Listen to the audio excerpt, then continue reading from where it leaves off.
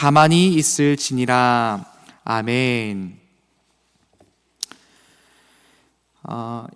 여호와 하나님께서는 이스라엘 백성들을 이제 애굽에서 건져내셔서 구름 기둥과 불 기둥으로, 여러분 구름 기둥과 불 기둥이라는 것은 그림으로도 몇 번 인터넷을 찾아보면 나와 있지만 정확히 어떻게 생겼는지는 아무도 모릅니다. 알 수가 없죠. 그만큼 사람들에게는 기이한 일이요, 하나님만이 하실 수 있는 일들. 낮에는 구름 기둥으로 뜨거운 햇볕도 가려주시면서 시원하게 이스라엘을 인도하셨고, 밤에는 그 깜깜한 어두운 밤에는 따뜻하면서도 밝은 빛을 비춰주셔서 이스라엘의 앞길을 인도해 주셨습니다. 이스라엘은 낮이나 밤이나 그들이 어디로 가야 할지 고민하지 않아도 됐으며 그저 하나님을 신뢰하는 마음으로 가면 됐었습니다. 하나님께서는 오늘도 저와 여러분에게 하나님의 말씀을 통하여서, 또 하나님께서 이 교회에 세우신 직분자들을 통하여서, 교회를 통하여서, 또 여러 가지 우리는 생각하지도 못한 수많은 방법들을 통하여서 저와 여러분을 가장 선한 길로 인도하고 계십니다. 그래서 그 사실을 믿음으로 말미암아 오늘 하루를 담대함으로 걸어나가는 저와 여러분이 되기를 바랍니다. 이스라엘 백성들은 그렇게 하나님께서 인도해 주시는 길을 따라 가고 있었습니다. 하나님이 인도해 주시는 그 길이 가장 안전한 길일 것이다, 가장 완전하고 완벽한 길이지, 하나님만 의지하며 그 길을 걸어갔습니다. 여러분, 그런데 하나님께서 그렇게 인도하신 이스라엘 백성들이 당면한 종착지가 어디였냐면 바로 홍해 앞이었습니다. 하나님께서는 특별히 모세에게 이렇게 명령까지 하시는데요, 오늘 본문 2절을 보시면은 모세에게 이렇게 말합니다. 모세야, 돌이켜서, 지금 가는 길에서 돌이켜서 바닷가로 가서 그곳에서 장막을 쳐라. 이스라엘 백성들이 가던 길도 있었는데, 하나님께서 친히 인도해 오시던 길이 있었는데도 불구하고 돌이켰다라는 말을 굳이 쓰십니다. 하나님이 꼭 가야 할 길이 있다라는 것, 하나님의 의지가 담긴 말이죠. 그 길을 돌이켜서 바닷가에 장막을 쳐라. 하나님이 바닷길로 보내신 이유가 있을 것입니다. 여러분, 그러나 하나님이 인도한 그곳은 어떤 곳이었냐면요, 앞은 홍해가 막고 있었고 혹여나 만에 하나라도 뒤에서 바로의 애굽 군대가 쫓아오기라도 한다면은, 그러면은 두 가지 선택밖에 없습니다.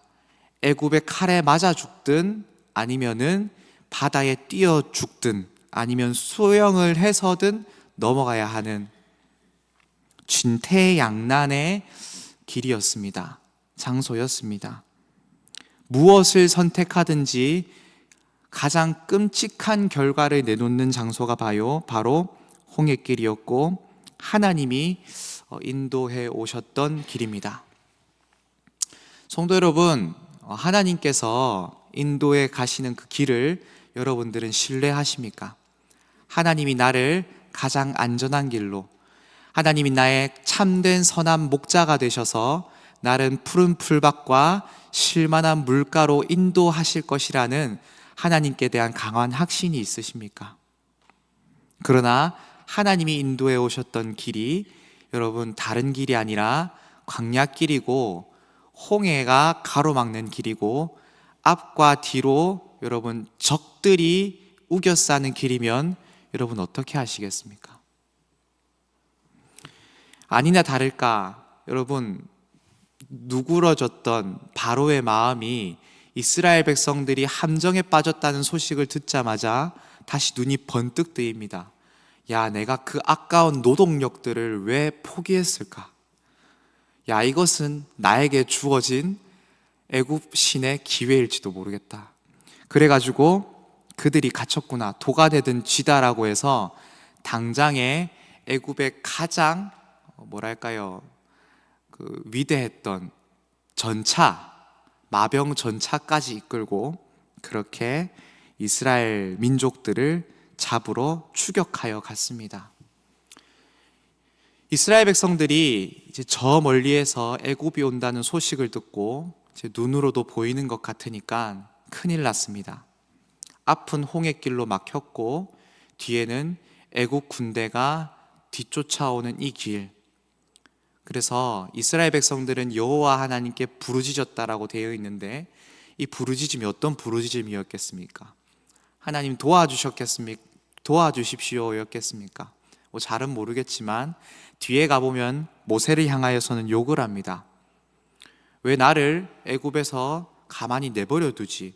왜 나를 이곳에 데려와서는 나를 이곳에서 죽게 하는가? 하나님의 10가지 재앙의 심판들이라든지 하나님의 구원에 대하여서 욕을 하는 겁니다. 모욕하는 거죠. 하나님께 대하여서.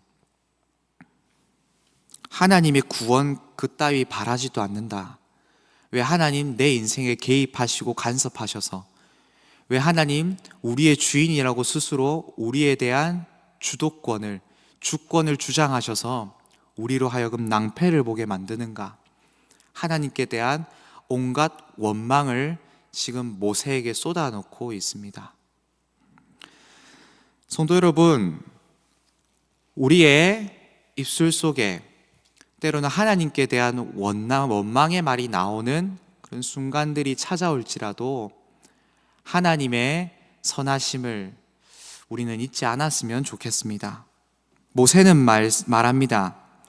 너희는 가만히 서서 여호와께서 오늘 우리에게 이루시는 구원을 가만히 서서 지켜봐라 라고 합니다. 여호와께서 너희를 위하여 싸우실 것이다, 이렇게 말씀하죠. 홍해길이 열리는 그 순간까지 이스라엘 백성들은 원망, 불평, 두려움, 당혹감, 공포심에 휩싸였을 것입니다. 성도 여러분, 우리는 때로는 도저히 우리 스스로는 받아들일 수 없는, 받아들이고 싶지 않은 순간들을 맞닥뜨릴 때도 있습니다. 우리가 잘 걸어가고 있었던 것 같은데 그 길의 끝에 막다른 길이 있을 때, 절망과 한숨을 만날 때, 내가 예상치 못했던 엄청난 위험을 만날 때가 있습니다. 내 예상대로 풀리지 않을 때도 있을 것이고, 여러분, 하나님께서는 왜 우리에게 이러한 장소로 인도하시는 것일까요? 그것은 바로 하나님께서 영광 받으시기 위함이라고 오늘 본문은 설명하고 있습니다. 오늘 본문 4절에 보시면 하나님께서 이렇게 말씀하십니다. 내가 바로의 마음을 완악하게 한즉 바로가 그들의 뒤를 따르리니 내가 그와 그의 온 군대로 말미암아 영광을 얻어 애굽 사람들이 나를 여호와인 줄 알게 하리라. 여러분, 그런데 참 이 말씀을 잘못 풀이하면 이렇게 됩니다.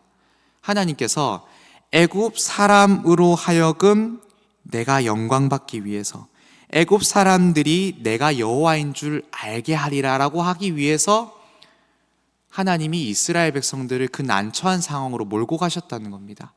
이 말을 우리에게 적용하면 이겁니다. 세상 사람들에게 하나님이 어떠한 분이신지 알게 하기 위해서 우리를 그 극한 위험의 상황으로 몰고 가신다는 말입니다. 이 말은 만약에 우리 가정으로 치면 이런 말입니다. 내가 영광 받기 위해서 내 가족들을 이용한 겁니다. 내가 내 칭찬을 사람들에게 받기 위해서 내 가족은 내팽개치는 겁니다. 내 가족이 위험하든 말든, 내 가족이 힘들든 말든 내가 칭찬받으면 상관없다라는 말로도 좀 이해할 수 있지 않겠습니까?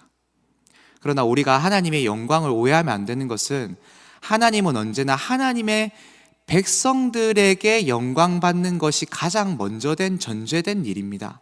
이 말은 무슨 말인가 하면은, 하나님은 언제나 자기 백성들의 입술을 통하여 영광 받기를 원하십니다. 하나님은 자기 백성들을 통하여서 찬송받고 예배받기를 원하십니다.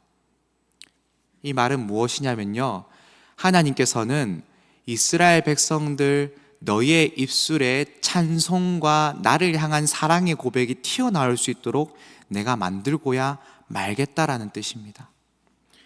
여러분, 가만 보면 이스라엘 백성들에게 필요했던 것은 뭐냐면은 정말 하나님이 살아계시며 앞으로 이스라엘 백성들이 가야 할 광야길과 그리고 가나안 정복의 길, 그 모든 길 가운데 하나님이 살아계시고 하나님 가장 위대하시고 끝까지 나와 함께 계시는 하나님, 끝까지 찬송받으실 하나님, 선하신 하나님, 그 하나님을 향한 진실된 예배가 그들의 마음과 삶에서 튀어나와야 합니다.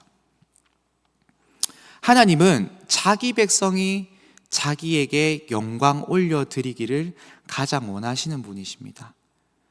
그 다음에야 주위에 있는 애굽 사람들이라든지 수많은 이방 사람들, 온 민족들이 하나님께 또한 영광 올려드리게 되겠지요.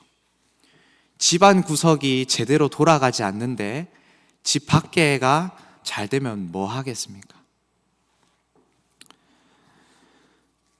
성도 여러분, 하나님께서 우리로 이 길로 인도하시는 이유가 있습니다. 오늘 우리의 삶에 여러분, 우리가 꺼내놓지 못하는 어려움들이 얼마나 많습니까? 하나님이 당면하게 하시는 이 어려운 극한 상황에 이 위험들 허락하시는 이유는 하나님께서 우리의 삶을 통하여 영광 받으시기 위하여, 그리고 우리의 입술을 통하여서 하나님 예배 받으시기 위하여 하나님 이 상황으로 몰아가십니다. 여러분, 하나님께서 우리의 삶을 통하여 하나님의 무대를 만들어가고 계시는 것입니다. 하나님은 우리의 삶에 개입하고 싶어 하십니다.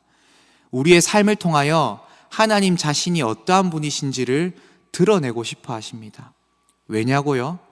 다른 누구보다도 우리의 사랑과 찬양과 예배받기 원하셔서. 그럼 만약에 그러한 일들이 없었다면, 하나님 우리의 삶에 역사하는 일들이 없었다면 우리가 하나님을 예배하는 일들이 있겠습니까?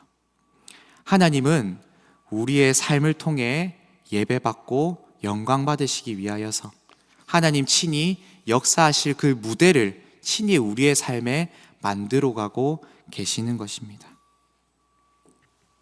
특별히 여러분, 하나님께서 또한 영광 받으시겠다는 뜻은 이스라엘 백성들을 통하여서 이스라엘 백성이 복음의 통로가 되기를, 그리고 하나님을 드러내는 통로가 되기를 원하시고, 그 통로로서 하나님은 또한 사용하신 것도 있습니다. 여러분, 사도 바울이 고린도후서 12장 9절 10절에 이렇게 말씀합니다. 우리가 정말 잘 아는 말씀인데, 나에게 이르시기를 하나님께서는 내 은혜가 너에게 족하도다 라고 이렇게 하나님 말씀해 주셨다고 바울은 고백합니다. 그리고 계속해서 보시면은 내 능력이 약한 데서 온전하여짐이라 하신지라. 그래서 바울은 이렇게 고백합니다.